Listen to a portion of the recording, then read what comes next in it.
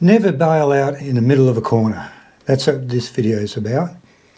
You know that horrible feeling when you think you're going too fast midway through a corner and you want to stand it up and brake? And how I battle that fear. Hi, my name's Kevin, KJ's Moto. In the last video I made was about that panic as you're entering a corner because you haven't read the road enough to know what to do. But now we move on. You see those guys, they get around midway around a corner and then they bail out. That's what I call it, bail out. What they do, chicken out through fear that they're going too fast. And usually it's on those long sweeping corners. There might be, you know, we're not blessed with the greatest roads over here. So every now and again you'll get this one corner and they just run off the road and you think, what'd you do that for? So, and I've done it myself on the track once and it scared the hell out of me.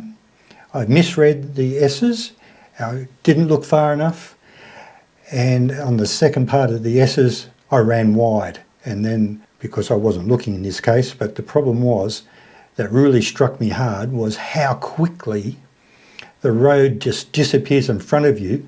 When the road goes off to the left in this case, I was going straight and the racetrack was just shrinking so fast. I pulled it up in time. This was on my G6R 1000 K6. I pulled it up enough and kept going. So, and I burnt that into my brain cells dramatically that day. So what I'm saying is, on a road, there's no margin for error. If you stand it up, you'll be onto that gravel on the shoulder of the road, and then you lose the front end and down you go. You just cannot bail out, as I say. And how do I do it? Well, let's go. Let's do number one. We've only got two things, so bear with me. Here we go. Okay, number one, trust your tyres. Now, we've all had this before. I watch a lot of videos. Obviously, I make my own videos. I have my own channel. And you see all these how to ride videos, which are all pretty darn good, by the way. I learn a lot. I hope you do too. So, learn to trust your tyres. Now, how do I do it? Well, one, I'm friends with a tyre shop. They only do tyres, and for 3 years I would take my back wheel to the tyre shop to get another tyre fitted or rotate tyres, because I was drag racing every Wednesday night and I was burning through a lot of tyres. So I have great friends at the tyre shop. So they're just full of advice because that's their trade, that's what their job is. So one, you can learn a lot from the tyre shop, and then second, because I did 10 days of track riding on my Hayabusa, which was very unusual to see a Hayabusa going around in a bunch of 600s and 300s and things like that. And I know the mechanic who sells the tyres at the track. And so we talk a lot as well, because mine was a little bit different, a little bit heavy and all that sort of stuff that they go on about. And, you know, the critics say about Hayabusas, but I tell you what, they can get around all right if you set it up right. So have your friends, that's good. The Hayabusa group that I belong to, two guys went right around Australia, so we're all very keen on what type of tyre they use, and they use the Michelin, whatever it was called, I can't remember at the moment. Road 6, that's right, the Road 6. I don't use the Michelin Road 6s at all. I use Bridgestone S23s mainly. Okay, so you can learn some from the experience of the guys right in front of you, or what they've just done. I met them as they were going around Australia. The tyres were fantastic. And then you learn also from the track days. Okay, so that's where you learn to trust your tyres. I tell you, one of the biggest things that I can remember, put this simply, is a sailor is obsessed with the weather and a motorbike rider is obsessed with his tyres. And I always carry that with me. Now, number two. Now this is, I've never seen any video talking about this. This is just my opinion. But what I've found is that you're midway around a corner and you've got that horrible feeling, that fear, that panic is starting to set in. You think you're going too fast. But if you just keep going. Now, how can you just keep going? Don't have to do anything, you know, just having a maintenance throttle or a neutral throttle, whichever way you want to call it, because you've gone into the corner, you braked, and you tipped in, and you're going around. You haven't got halfway yet point, you're just about 1/3 into the corner, and you're thinking, oh God, I'm going too fast. Just keep going. Now, how can you just keep going? Well, I'll tell you. People criticise the young guys for trying to practice body position all the time. The internet's full of pictures of funny guys trying to drag their knee. But before you criticise that, this is what I do. At least do upper body position into the corner, hanging off on the upper body. You don't need your knee scraping on the ground or anything like that. Don't get me wrong, you don't need that at road speeds. And its body position depends on the speed, okay? So upper body position, getting your nose inside of the corner of the bike. This is my critical tip. Now, how do you do that? Very simply, easily, is you bend your elbow. You've got your straight arms like this, and you want to go to the left. For you guys that are watching, you bend the elbow and move it over. It's as simple as that. Bend the elbow and look into the corner. Okay? That is the number one thing. I'll tell you why of the fear. Because, now look at it this way. You've turned your head, you've moved into the corner, you've engaged the corner, and you've moved your body, your head, to the inside of the bike. The bike is leaning over, you're looking. Now, imagine a horse. They've got their blinkers on for the trots and some of the races, or some of the display horses. They have blinkers or blinders. I've looked around and they call it both. But what they're doing is restricting the horse's eyesight so that they don't get frightened by something off to their left or the right.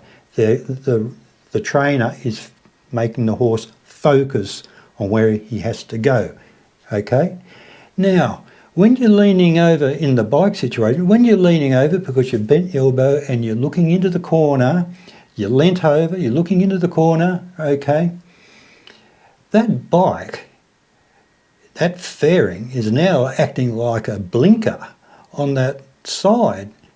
And I really believe that one of the best things you can do is to use that upper body position to move over to the inside of the corner, because that bike is now blocking your vision to the outside of the corner.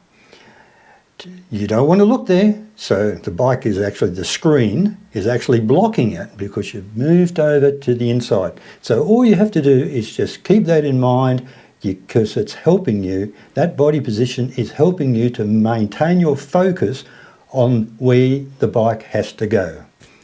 Okay? And because you know, you get that fear, oh, I'm going too fast, I'll stand it up.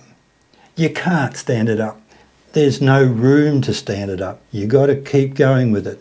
And that body position will help you in that temptation of, oh, I'll look up. No, keep going. Now, that body position of people that don't want to move, they just sit there like a sack of potatoes on the seat, straight in line with the bike, and ride around like this. Well, that's all very well. And I know the police do it as well. They sit there upright like this with a radar going on the top of their head, scanning everywhere. But I'm talking about what works for me. I've experienced it myself. And a friend of mine is an ex-road racer. He rides a GS BMW these days. And he does that on his BMW. And another example, a friend of mine who's got 2 Harleys.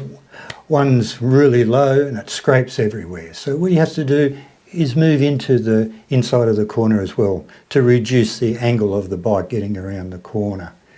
So he's using his body. So it doesn't matter if you're on a cruiser, Harley, or an adventure bike. Using that technique is something that will help you without running off the road by bailing out halfway around. That's what I've found. Like, and for instance, also, my TLR has a black screen. I bought it with this dark black screen. It's useless for looking through. And any serious drag racer or road racer, they use a clear screen because they got a chin on the tank looking through the screen. But I've been riding it around on the road with the dark screen, and once again, it's like a big blinker on the side of my vision because of that screen. I can't see through it when I'm turning, and so it keeps me looking where I want to go. I hope that's something that you've never heard of before, and give it some thought. You can give a comment on that if you like, but I really feel that is one of the things that has never been spoken about. So there you go, maybe a first. And then you just got to get out there and find a corner somewhere where you can practice. I know track days are the best places to practice. And we get confused also. You see the video clips of guys doing track days and they're going their best times around the track and all that. But what they don't show you is all the beginner riders. You know, groups 1, 2, 3 and 4, the ones that I do. I'm just an intermediate rider, but there's lots of guys that are slower than me and there's lots of guys faster than me, but we just all work our way along with the instruction all day long. So I would never be scared of going along to do a track day if you're brand new, because that's what they do. They teach you what to do. And then there's you have those little light bulb moments as something clicks and you go, yeah, I get it now. And then you move on to the next stage of your riding.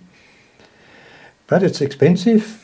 So even if you just try a little bit, find a nice road somewhere. Now, you don't go crazy. You don't go drawing attention to yourself.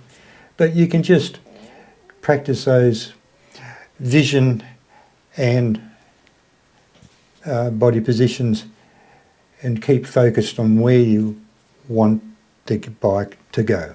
And this is a little series I'm doing, so I hope this has been helpful for you. Have a good one. Catch us in the next ones.